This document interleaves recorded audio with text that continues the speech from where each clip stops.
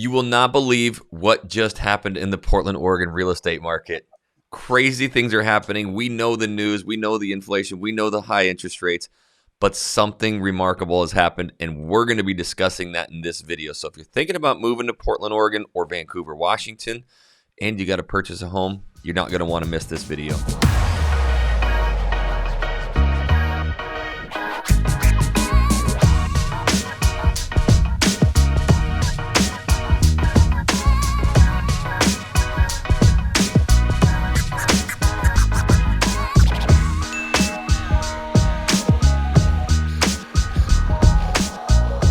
What's up, everybody? I'm Jackson Wilkie. This is your girl, Listy. What up? That's right, Listy.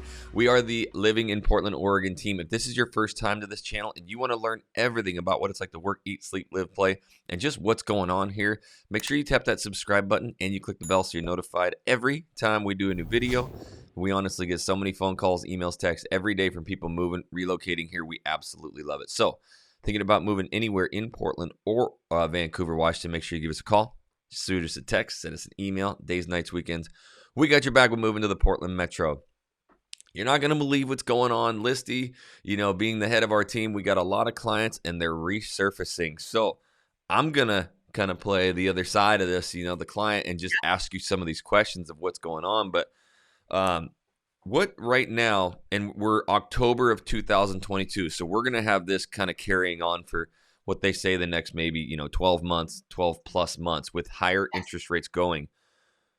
What is the new for the Portland real estate market for buyers? Well, I love that it's leveled out. I mean, It's an even playing ground for buyers where the last 2 years it hasn't been. The sellers basically, got whatever they wanted, and buyers were throwing massive amounts of cash and being crazy and making crazy offers, and it was insane. Now we can actually, catch our breath, and, something that's been listed might be on the market for 7, 10, 14 days. So we have the time to get in there. We have the time to think it out rather than just react, go, go, go, because if you don't make an offer right now, you're out. So it's actually kind of nice. We are seeing, offers that are fair for both the buyer and the seller. And it's really nice to have that level playing ground, because it really sucks when it's just a seller's market or just a buyer's market. So the one thing that we want to do is just be advisors for you. We're never going to tell you you have to go buy a house, you have to do this. It's just merely, hey, you have these questions.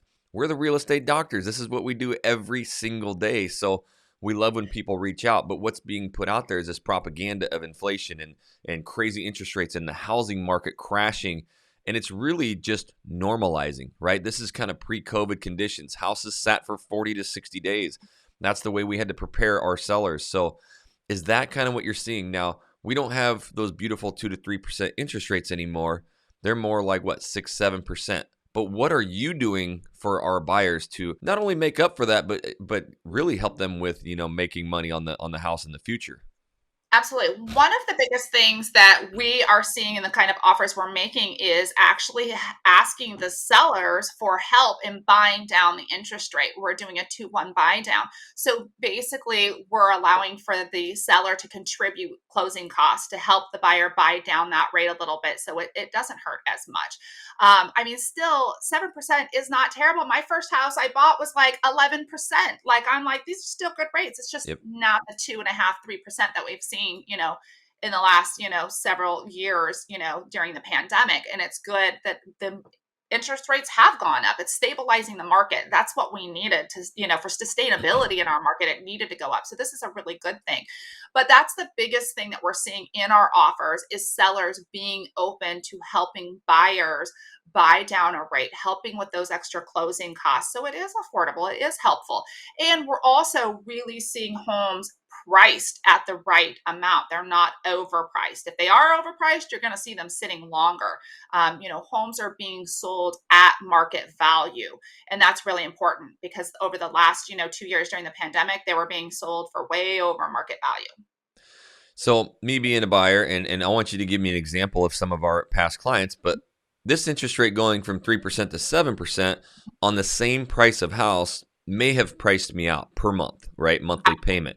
But that same house at maybe, let's just go with $500,000 6 months to a year ago, how much money out of pocket would I have had to go just to get an offer accepted? And then in today's world, what is that same, it's a little bit higher interest rate, but what is that same house going for? What do you give me some examples of our past clients?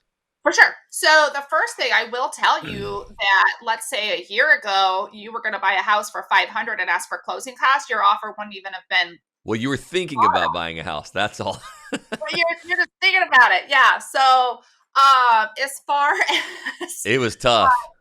it is tough. I would say like a $500,000 house a year ago was going for 600, Yep. and you were coming in with cash out of pocket. You were coming in with additional funds. If it did not appraise out, you were still paying the seller that much money. That's what they wanted.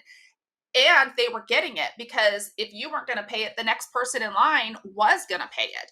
So you needed a really large amount of cash on hand to pay an appraisal gap if you needed it. Where now 500, you're probably going to get the home for 500, and you maybe do the 3% down rather than having massive amounts. This is perfect for first time home buyers. It puts you in a great spot to be able to put that minimum down, required for conventional financing if you're first time home buyer at 3%.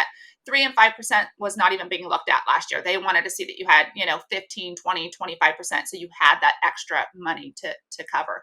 And then also a year ago compared to today, if you were asking for closing costs, that was money out of the seller's pocket, less, profit on their mark. So again, those offers were just kind of, put aside. I mean, obviously they're still given to the seller to review, but when you have 12 offers and somebody else Yep. isn't asking for closing costs, that's money in their pocket. So it's kind of nice now to be able to see that those are being accepted and being looked at, and you're in a better spot to be able to offer. But yeah, some of your buying power is gone. We have a client that, was looking to make the move last summer, and some job things changed. When they first talked to them, their budget was 550. It was a good, healthy budget. They're first time home buyers. Now, fast forward a year later, their budget's 450 without an HOA. I mean, if you add HOA fees, that kind of changes your, Yep. affordability as well. They bought a single family home, but yeah, it changed their buying power by about 100 grand with the interest rate because of what they're comfortable with their payment is. That's what I love about our team is we're trying to figure out what you're comfortable with your payment. Just because you're pre-approved for 500 doesn't mean you're comfortable with the payment that Right. 500 comes. So we make sure, hey, this is your affordability based off of what you're comfortable with all of your bills taken and accounted for, so you're not overbuying. You don't want to be house poor. Yeah, so those buyer programs at 3%, 5%, that's amazing. So on a $500,000 house, you're talking about $15,000 down, instead of 100 plus thousand, Yeah. to put down on that house just to try and get in there. The other thing that does is now you've bought that house instead of for 500,000, you bought that house for 600,000. So it takes you a couple years to build that equity back up, and that's Mhm. one thing, as you're building equity, and maybe we go through a little bit of tougher times as an economy. Now you have 75,000 or $100,000 in your bank account for a nest egg, plus you're building equity on that house. But one thing I want to touch on, because being Northwest people our whole lives, I just want you to talk about this day and time. Like in the fall, this is not when people typically like buying and selling, but we've had quite a few people now coming in. Why is that? Exactly. So personally, I love to represent buyers during the fall and the winter. Sellers are not selling unless they have to. Hmm. They're moving for a reason.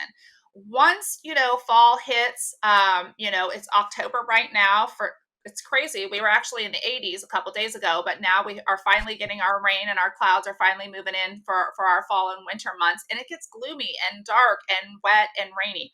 Nobody wants to move Yep. during that time. It's a pain when it's raining outside to have to move. Not to mention the holidays hit. You know what I mean? Once you have October, you've got your Halloween, your Thanksgiving, you've got Hanukkah, you've got Christmas. Nobody wants to be moving during the holidays. You want to be settled. Yep. So it really puts buyers in a really good advantage to be able to negotiate a little bit more, because the sellers are kind of like up against the wall in some cases where they are selling for a reason.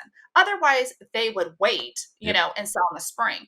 typically in the Pacific Northwest, the most amount of inventory is in March, April, May. That is when you will find the most amount of inventory to buy.